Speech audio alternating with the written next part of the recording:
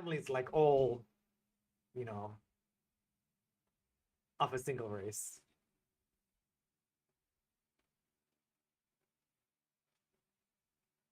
I mean, yes, that's hi, middle-aged gamers. Welcome back. Adam I just talking about other interesting things. So, I hope you enjoyed the Doll's Nest video. If you haven't, check it out. Please do. It is somewhat related to Armored Core, but I'm the wrong person to be talking about this. But if you're an Armored Core fan or a mech fan, definitely check it out. On today's show, right, the regular schedule continues this week. So 3 games from me, 3 games from Adam on the live show.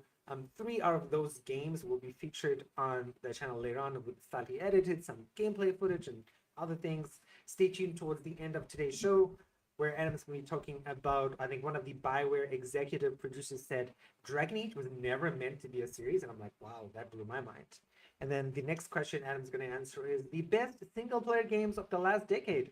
So if you're thinking about anything, you have some in your mind, please leave them down in the comments. On my side of the show, we're talking about the FPS roguelike game Deadzone Rogue, the tower defense game Tempest Tower, and an update for my channel, Coral Island updates version 1.1 and 1.2. And Adam's going to be talking about the first Korean Joseon, I forgot, I could pronounce Korean words better, 𝙎𝙪𝙥𝙥𝙦. It's a Joseon Dynasty game, very much at the same vein, looking at the trailer like Phantom Blade Zero and Wu-Tang Fallen Feathers and all these sort of games. Demon X Machina, and there's some other words on the end of that, and Sword of the Sea. But anyway, I butchered enough things. Adam, what are you going to talk about first? First, we're going to talk about 𝙂𝙧 the Wayfarer. So this is a game that was recently announced, and yeah, it looks really, really interesting. Let me get my notes up. Okay, so we're not sure when the release date's going to be. Like I said, this was basically just announced just recently, so we don't know too much there. But we do know it's going to be coming out on PC, Xbox Series X and S, and the PS5. So it's going to be coming out to a lot of different places. We just don't know when. So this is inspired by the tale of Chon Uchi. And this is a really, really old story. It's about 200 years old. So this is kind of like, you know, not as old as Journey to the West, but this is another one of those kind of things where we're taking a folk tale and, you know, from a culture that maybe isn't typically represented in video games. And they're kind of introducing not just, you know, their styles or their ideas, but, you know, a bit of their culture as well. So that's pretty cool. Now, as to which version of the story it's going to follow, I'm not quite sure. Apparently there's 2 versions of the original story. So which one is going to be followed in this game, I'm not quite sure, or it could just go a completely different direction. And like, for instance, was it Black Myth Wukong actually took place after Journey to the West? So it was tied to those stories, but it was its own unique story. So it could be doing something like that. But the 2 common themes in both of the original stories are that his parents are born poor, they have some kind of vision about their child and powerful magic, so he ends up training in Taoist magic. And then, you know, he gets a bit mischievous in his young adult years. You know, he's causing a little bit of trouble using his magic, maybe not for the best reasons, causing trouble for the government, and then ends up in a position of power within the government at some point. So he ends up kind of changing his ways. You know, he's kind of a troublemaker at first, and then he turns around and becomes kind of a responsible adult and ends up helping lead the country, or leading a country.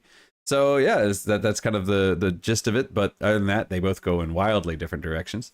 But anyway, yeah, we don't have too much to go off on the trailer here, simply because there is no gameplay. It is entirely cinematic.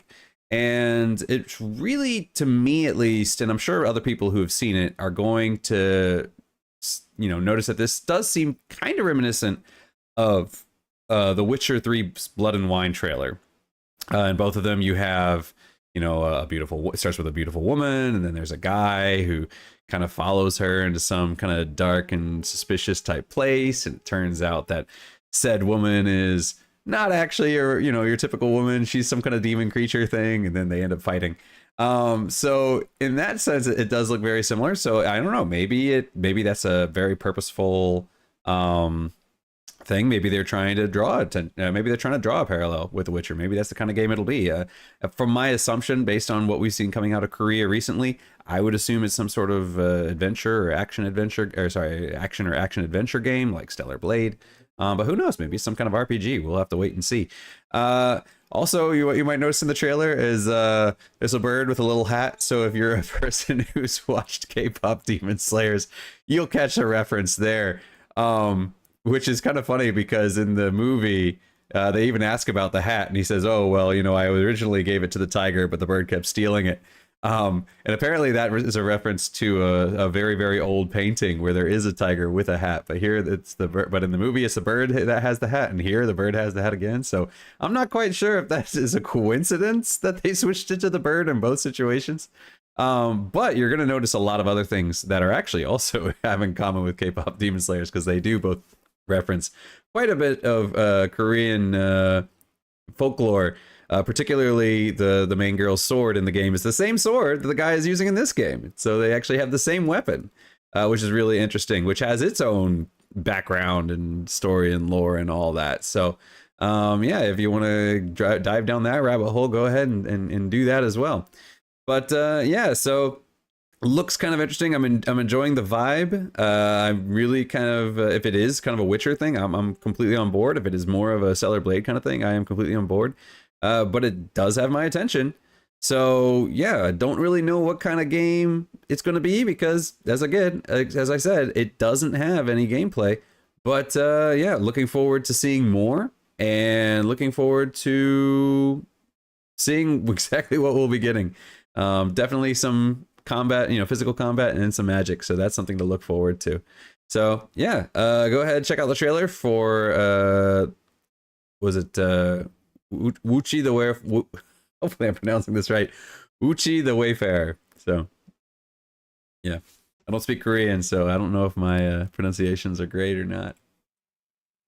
I mean, I lived there for a year, but I've already forgotten. Everything's being replaced by Chinese in my head.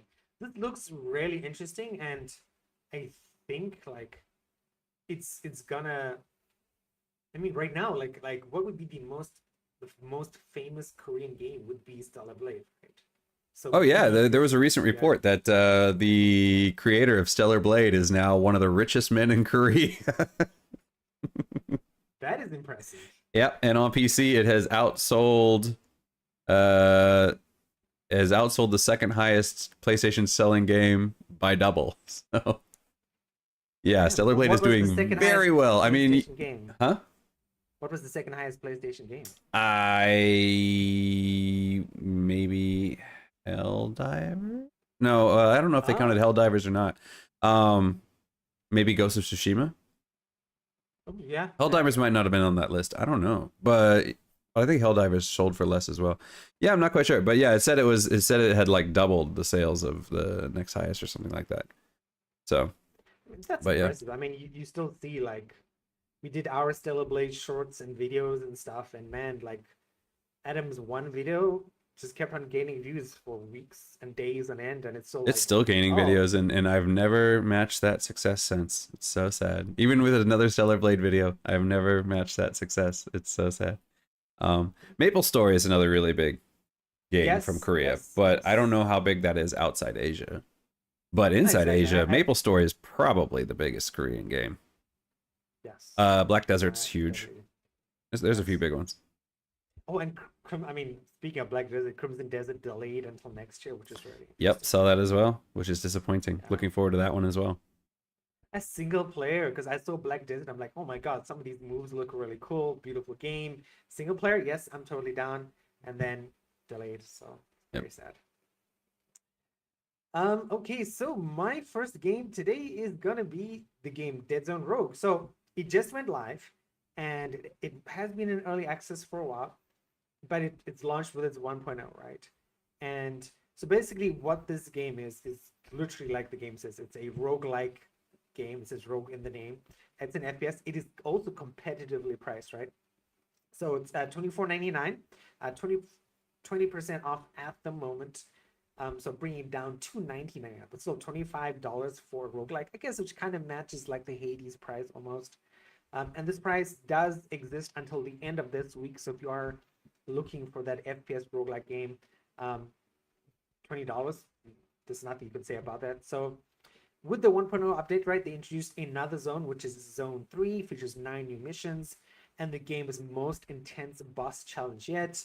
And yes, I know I'm very much against terrible boss fights, but looking at this game, reading some reviews and stuff, this is not terrible in terms of boss fights. Like it's one of those boss fights where, similar to Hades, where like every time you fight the boss, like yes, I feel like I've gotten better. I understand the way it works. I know what things I need to get in my next run in order to defeat this boss, right? So I love the sort of general curve when you're fighting a boss. Unlike some games where it's like, you're here, this is where the boss is. You figure out how to get there, and there's no sort of clear indication. Like this is the way you climb the stairs until you get to the boss, as opposed to I'm jumping. I can't get it to it. I keep dying all the time. It's no. So with the 1.0 update, there are 20 new enemies, 2 unique mini bosses, and a large scale boss ramp up in terms of threat levels. So I know that sounds terrible, right? Again, it sounds like, oh my god, they made the bosses harder. It's not much harder than before from what people have said. Again, I haven't played this yet. I did add it to my wish list as soon as I found the game, though, because I'm like, oh cool, I want to give this a try. So there's also a new synergy system with 40 plus synergy upgrades. So again, it gives you build variety. Again, it's one of those games where you're like, hey, this thing and this thing work together, combine them together, and you got this interesting new build. So for people who are very passionate about a game and like, I want to try this build and this build and this build, and that was my goal in Avowed. And I watched a recent video about that, and I'm like, yeah, finally Avowed has build diversity after I finished the game, which is very sad. There's also localization and support. So we've got Japanese and Chinese. It is simplified Chinese, so that's unfortunate for people in Taiwan. Steam Deck compatibility, I would say like having a Steam Deck, this is probably one of those games where you're going to have to fiddle around a fair bit in order to get it to run on a Steam Deck. And even when it's running, it's probably going to not run very well. But again, I know loads of people are like, this doesn't matter to them. As long as the game works and it's playable, that's fine. So the launch also includes the operative DLC pack, which is just cosmetic stuff. So again, if you want to dress up your dude as he's running around in this game, feel free to do so. That just supports the developer, and the soundtrack is also included with that. So yeah, it's really cool. It is also, I forgot to say something, this is also multiplayer. So this is also a multiplayer roguelike game. So jump into the chaos, gather your crew, experiment with sonic and plasma balls, and push through Zone 3 before August 25th, before the discount dries up. And let me know if you've played this, if you were an early access user. I'd love to know. Comment down below. When I get to this is another story, because I'm playing Palia, then I'm playing the Grand Bazaar, and then, as Adam and I were discussing, I was trying to figure out how to order Outer Worlds 2 on Amazon, because it's Amazon doesn't explain it very well, but that's another story. So I almost forgot about this. Deadzone Rogue out right now. Check it out if you're interested. Yeah, when you said that they were cosmetics, I was kind of like, like in a first-person shooter, why? But then you said it had multiplayer, and I'm like, oh, okay, now it makes sense. Yeah, like I'm not gonna see it, but other people will see it. Exactly. I mean, it's very much like Snap and Hearthstone, where you got card backs, but you never see the backs of your cards. But I mean, you do in kind of like a second. But like your card backs are basically for someone else to see, like, hey, oh my god, this card back looks pretty cool. I want to get that. Yeah, no, I mean, I get it. If it's multiplayer and somebody else is gonna see it, you like, I kind of want, like, I want to be identified as me. I want people to not think of me as a generic, dude.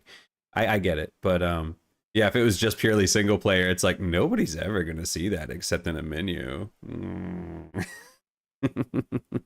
I mean, there are single player games with like skins and outfits and stuff, and people do buy that. Like I get in a third person game. I'm just saying, in a first person, you're like, I can see my gloves, but I can't see my helmet. Yeah, no, I get it. Like that part is yeah.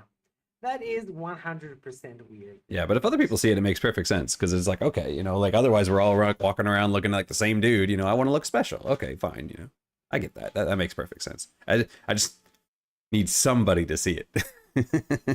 Yes. Doesn't have to be me, but somebody should see it. Tell us about Demon X Machina. Machina, yeah, because it comes from Deus Ex Machina. Oops, that's the wrong button. Yeah, so Demon X Machina.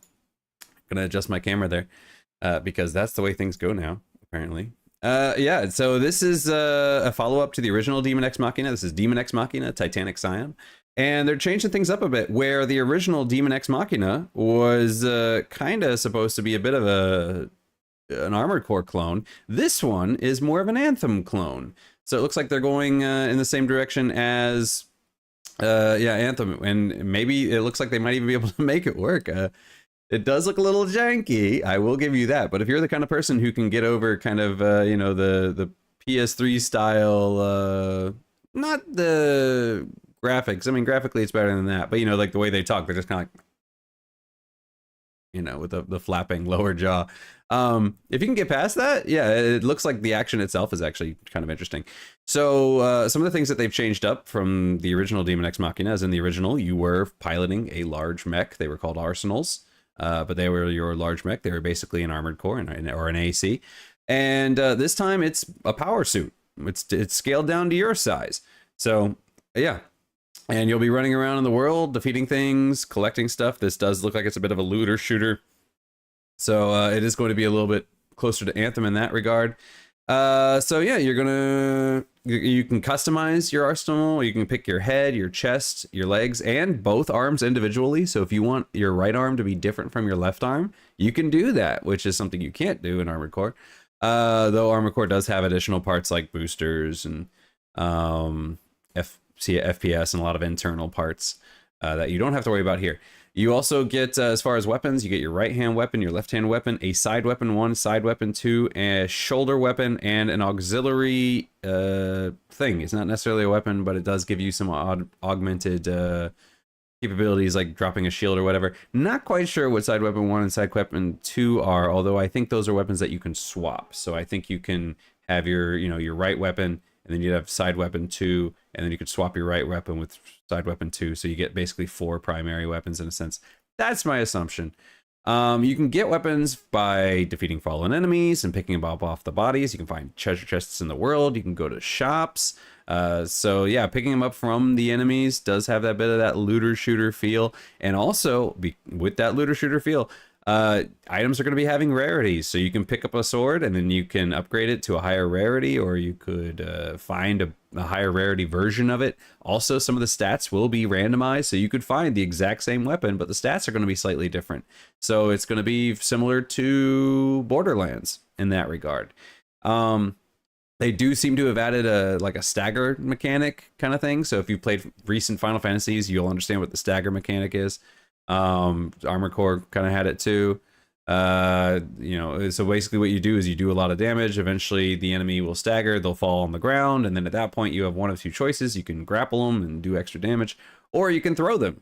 So you can just pick up a fallen enemy, chuck them at somebody else, which is kind of interesting. There are some Monster Hunter elements to this. You know, you're going to be breaking parts off of their the boss's bodies and stuff like that.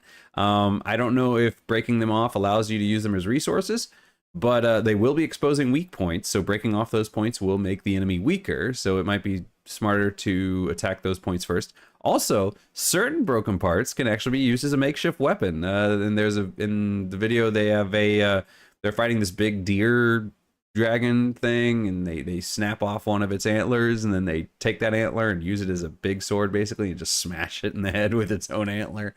So they're adding that, and they're also adding fusion mechanics.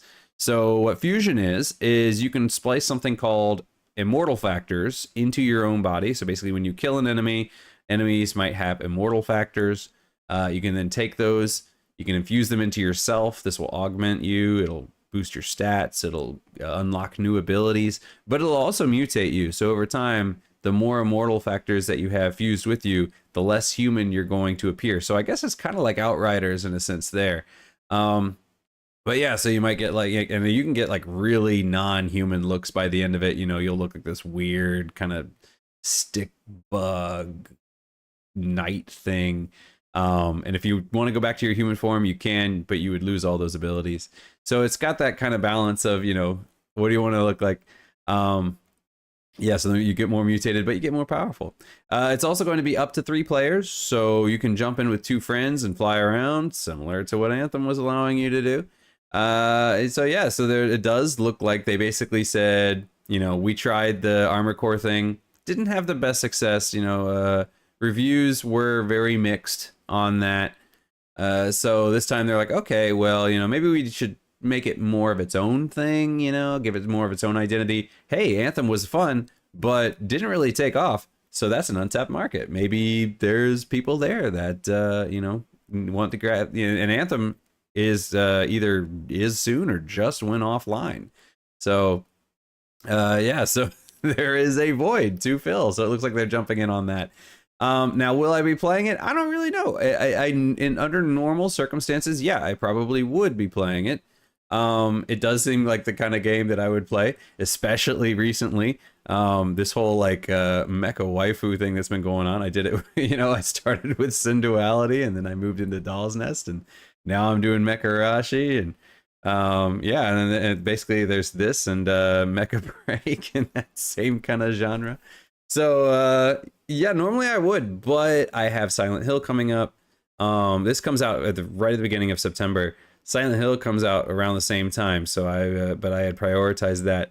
So I'm gonna be playing Silent Hill. After Silent Hill is Ghost of 𝙎𝙬. After Ghost of 𝙎𝙬 is Once Upon a Katamari, and then of course I have everything in my backlog. So by the time I'm done with Once a Katamari, will I be willing to come back? Well, it's going to depend on how early reviews go. If it looks good early on and the reviews look good, yeah, maybe I'll jump in once I'm done with Once Upon a Katamari. But if it kind of goes the way of the first one, where people are kind of like, you know, it's fun for a certain group of people, but it's doesn't quite live up to what it was trying to be, then I don't know. Maybe I'll move on to something else. We'll see what comes out around that time of year.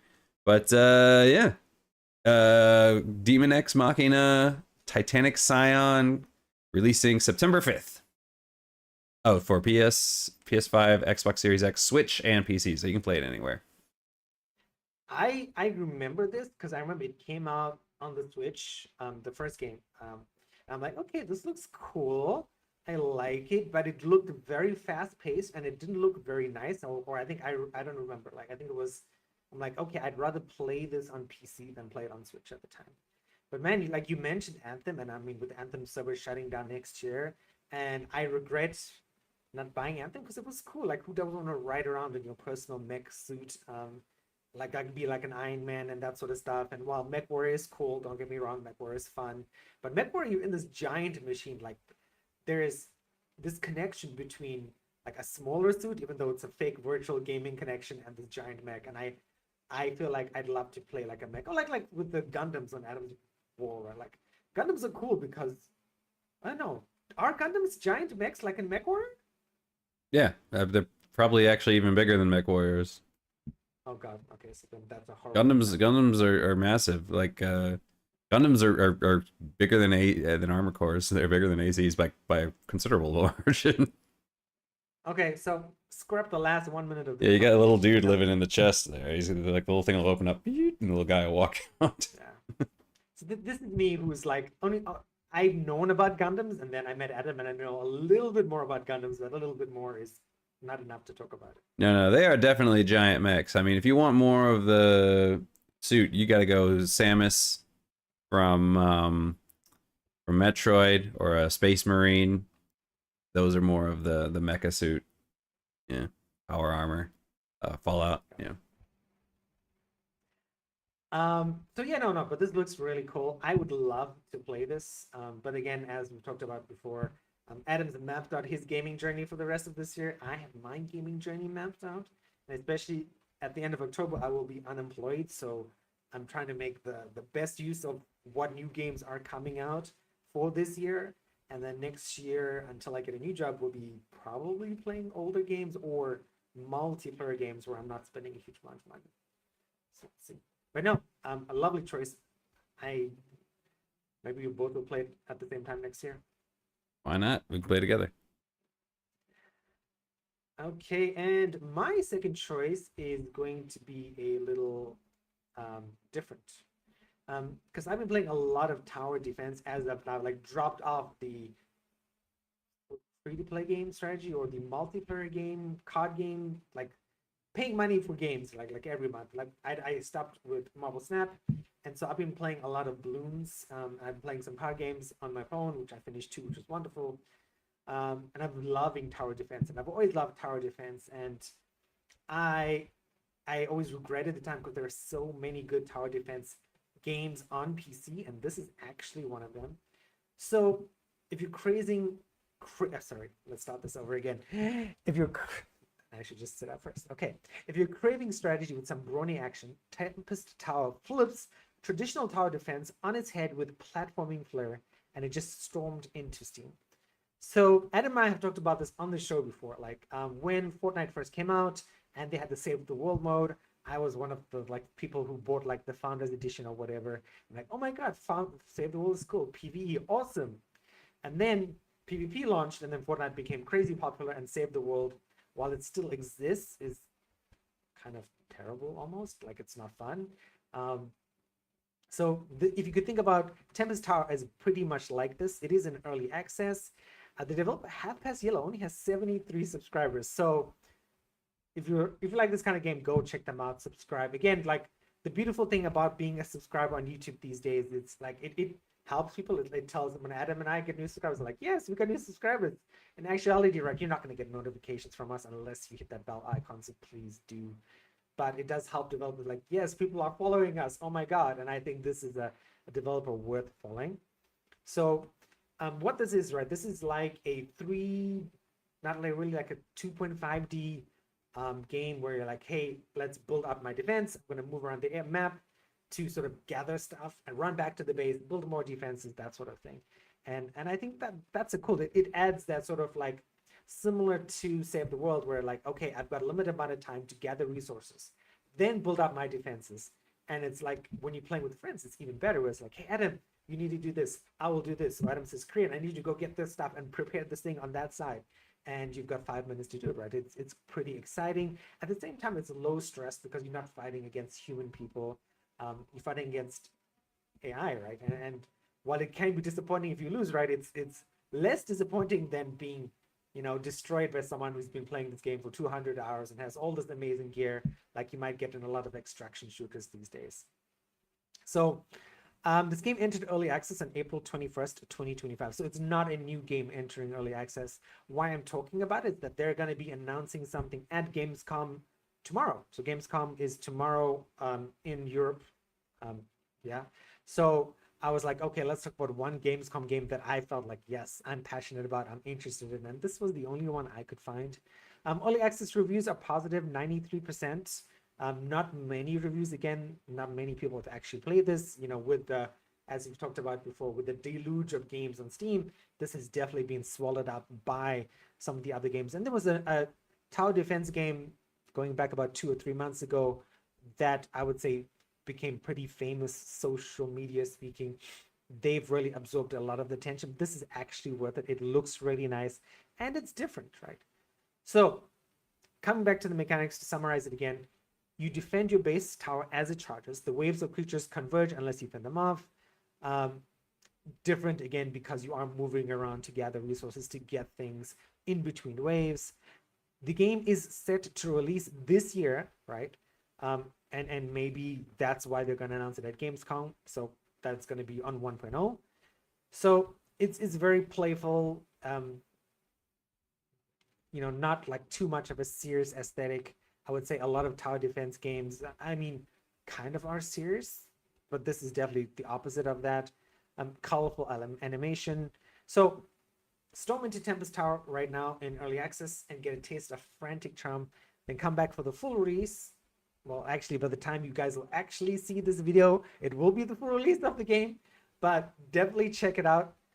If you're into tower defense, this would also be a wonderful Steam Deck game, just because the UI is some tower defense games have really complicated UI that's hard to sort of fit in on an 11-inch or a 10-inch screen. But this UI is simple enough that you could enjoy it. And I find tower defense games relaxing, perfect in my case when my partner is watching the news or something in Chinese. She's watching lots of like comic book summaries in Chinese these days. And she plays it at like 1.5 speed, which is really difficult to pay attention to. So when she's listening to that, I'm usually just playing games on my phone while we have lunch together or breakfast together. So this is also one of those things, like if you need something to do while you're waiting for something, tower defense games are a really great option because you can save between waves, or you can pause and do something else if you need to. So that's why I love these sort of games. They're not I need to sit down for an hour and focus on them. They're good fuller games, and Tempest Tower is definitely a great choice so far. Not a single bad review on Steam when I looked at it, so check it out. Yeah, I haven't played a tower defense game, I don't think, since Plants vs. Zombies. It's been a while. I had a friend that was really into them for a long time. I never really got super into them. I enjoyed some. Like I did play Plants vs. Zombies quite a bit, but yeah. I just love the sequencing of it. To me, it's like A plus C plus D plus E plus F plus H plus I equals success, and I'm always trying to figure that out. So, I would even put them in the category of cozy games because very relaxing. But Adam, fill us in on your final game of today. All right, yes, my last game for today is going to be, what is it? Sword of the Sea, which is going to be releasing on PC and PS5 August 19th. So today, if you're in Taiwan, or tomorrow, if you're not, or if you're watching this video already, it's already out. So yeah, this is from the creators of Journey and Abzu, and reviews have said that there's a little bit of pathless thrown in there as well, with the kind of way you're running around and generating speed to get better scores or whatever. So the gameplay of this is that you're going to be, you're this guy who kind of awakens, and he grabs a sword, and he's able to use this sword to kind of hover above the ground like a skateboard, like kind of a floating skateboard style thing, and travel the world and trying to fill it back up with water. It looks like the world is mostly desert at this point, but as you go through, you're going to be pumping water into it and stuff, and kind of bringing back the ocean.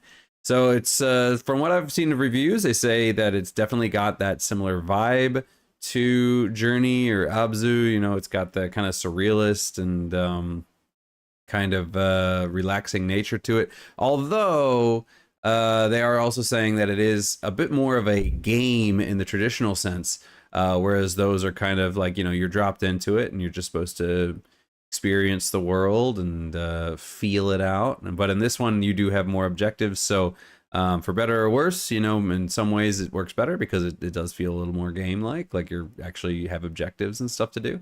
But for other people, it's kind of like, well, some of that mystery is gone because now I have objectives. It's not just why am I in this world and what am I supposed to do now that I'm here. But definitely from what I've heard, very, very good. It's very beautiful. It's very atmospheric. They say, like I said, it's very surreal. You're going to have fish. You're going to fill up an area. There's going to be water at the bottom, but the fish are flying through the air. They're not in the water. You're going to be able to ride some of these kind of animals as you get through. They show a little dude doing like a flip into the air and landing on top of a sea turtle, and then he kind of rides the sea turtle around to the next area. But it is quite short. It is supposed to be about 3 hours long, and that's going to be on your first playthrough. Subsequent playthroughs are going to be much, much shorter, because you know what you're doing. But even so, I haven't played it myself, but from what I've seen of reviews, they say that actually kind of works in its favor. Because it's so short, you're actually probably encouraged to play through it multiple times, at least 2, possibly 3. And when you beat the game the first time, you actually do unlock some new things that you can do in New Game Plus. For one, you have all of your skills that you've unlocked in the first playthrough, so all your flip kicks and all that. You have all those, so you can now use those from the beginning.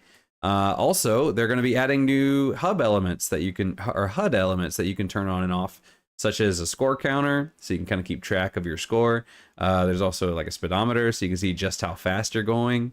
So the first time you play through, you know, basically no HUD elements, you're just kind of moving through the world. But when you play through it a second time, it's kind of like, okay, well, now that you're doing some sort of like a challenge run for higher points, let's give you a way to track that.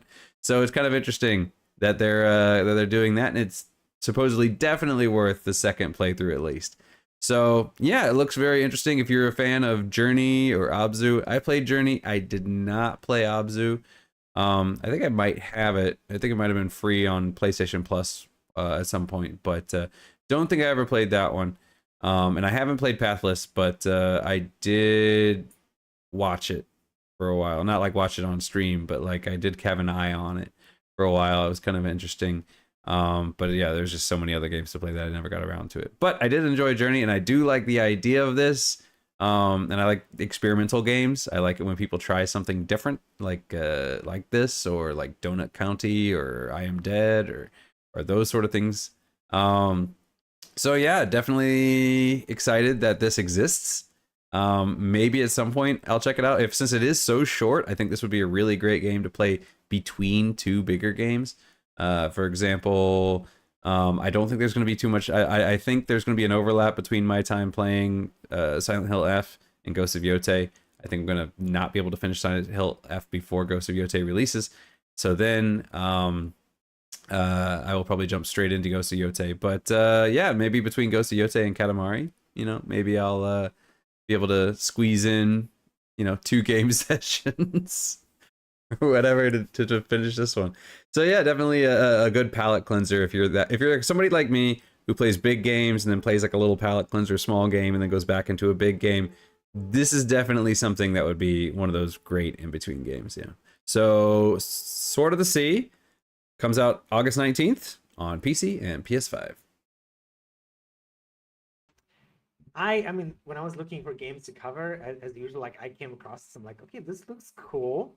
And as I was just preparing for this, I'm like, okay, I need some gameplay footage of Adam if I don't want to use the trailer. I'm like, oh, and I was watching somebody play this. I'm like, oh man, this looks pretty fun. And I'd love to give this a try. There was another very famous like skateboarding game, and I remember I used to play like skateboarding games way back in the 90s, maybe early 2000s. I'm like, okay, cool. Before I realized, even before, the number of games being released per year just went up exponentially. And I think this looks amazing, but I don't think it's something I'll ever try. But definitely, I love Adam's suggestion for this being like the perfect filler game. 3 hours is actually really nice. And sometimes, like, after I played Dragon Age the Veil God, I really needed like something like this, which is why I jumped into Palia, which is not really a filler game, but it's a game that solved the function of relax, forget about the emotional trying decisions you made in the previous game, and just enjoy yourself. And this definitely looks like something like that. When was the last filler game you actually played? I can't even think of it. Probably I Am Dead. Okay, what is I Am Dead? I Am Dead is an Annapurna game where you play as a man. Oh, we lost Korean. Don't know what happened to him. Where you play as a man who recently died, and he lives on an island. And unfortunately, this island is about to erupt. It has a volcano that has been dormant for a long time, and it is about to erupt. So he needs to find the old caretaker, which is a spirit that was taking care of the island, has disappeared, or is disappearing. She's weakening. She's been doing this for thousands of years, and they need a new caretaker. So he goes around looking for another spirit that would be. Yeah, you're back. Okay, should I recap again? I'll recap again now that Korean's back. So I Am Dead is a game about there's a man, he died recently, and he lives on this island. He loves the island very much. He ran the museum on the island, and the spirit of the island is weakening. So there's a volcano that has been kind of keeping back, but it's weakening, so that volcano is going to erupt. And so he needs to find a new caretaker for the island. And but you need an older soul to do that. A new soul can't do it, so he can't do it himself. So he has to go around and find other souls on the island, learn their stories, and try to convince them to become caretaker for this island so that he can protect the people who are still living there. And you do that by you're able to move through objects. So when you have an object, you can kind of move through it. And so it's kind of like a hidden object kind of thing. Sounds very cool. Sounds very... Is it like serious like Spiritfarer, or is it something a bit more laid back? It's probably not quite as serious as Spiritfarer. It's I mean it's got it's I mean it's got its touching moments, but yeah, it's more about yeah, it's probably not quite as intense as Spiritfarer, but yeah, it's kind of like it shows people their slices of life, you know, like for instance, there's like one ghost and his wife is still alive, so you can see her on the island.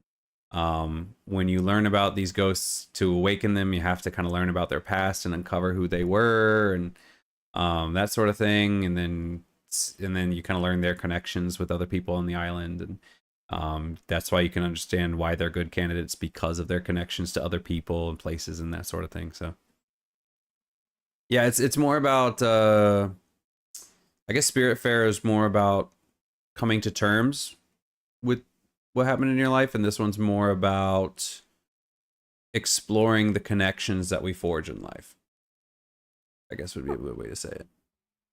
That's an interesting summary. Yeah. Yeah. It's good. Check it out. Sounds like a plan. I think I'm going to skip today's my story, because actually I don't really need it anyway, because I have probably make another paleo video for next week. So Adam, let's jump into questions for you. All right, first question of the day is: Dragon Age wasn't meant to be a series, says former BioWare executive producer, and that's why Origins was full of storylines that had to be abandoned. That to me is a really weird thing to say. I mean, to say that Dragon Age was not meant to be a series, that I can totally understand. You know, it's like movies. If you ever watch a movie like Back to the Future, the first one, or Pirates of the Caribbean, you know, you often watch the first one, and the first one is its own standalone story, and then the second one ends on a cliffhanger that leads into the third one, right? But the first one can stand alone because they kind of have that, okay, if it works out, we can make sequels, but if it doesn't, then we have our own complete story. That to me makes sense, that they were probably thinking like, okay, Dragon Age Origins is not intended to become a huge franchise. It's just a standalone game. What I don't really understand is this idea that storylines had to be abandoned, because if you're creating a story that's supposed to be its own thing and succinct, you would think that you would think that you should be closing off any loose ends and not leaving them open. That just, because otherwise that just feels, I mean, that is realistic. That's you know, that's was verisimilitude or whatever. That's real life, but seems kind of odd, you know, in the sense that like, oh, okay, we're just going to leave this hanging. Yeah, I don't know. It seems kind of weirdly, from a writing perspective, it feels lazy. I get from an artistic perspective, you're like, oh, but that's life. Sometimes we don't have answers. Okay, sure. But from a writing perspective, it feels lazy. So yeah, I don't know. It's a weird thing to say. No problem. All right, number 2. What are your single-player must-plays of the last decade? Ah, man, there's so many great games that came out in the last 10 years. Immediately, the first one that came to mind was Valkyria Chronicles. But that was actually more than 10 years ago. But Valkyria Chronicles 4 was in the last decade. So Valkyria Chronicles 4 is the first one that comes to mind. Also Nier Automata. Everybody should probably play Nier Automata. Around the same time, you had Horizon Zero Dawn that came out. That one, I definitely would recommend playing the first. The second one, you know, I have mixed feelings on. But the first one, definitely. Play the first one. The Witcher 3 is great, as is Cyberpunk 2077. Both of those are definitely 100%. And Ghost of Tsushima, I would definitely say everybody should check out.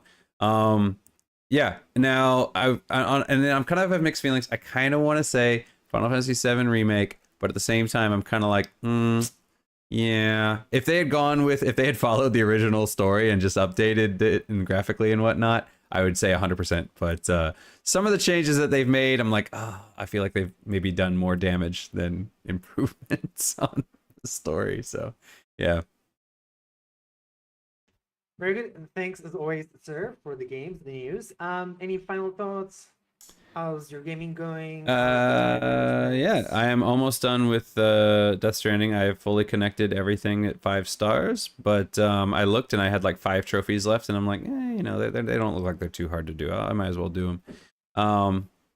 So I just have a few more, and then I finished like 3 trophies yesterday, so don't have that many left. So gonna finish that, and then once that's done, then I'm gonna have a gap until Silent Hill comes out. So I was thinking maybe I'll do Coffee Talk because it's real short.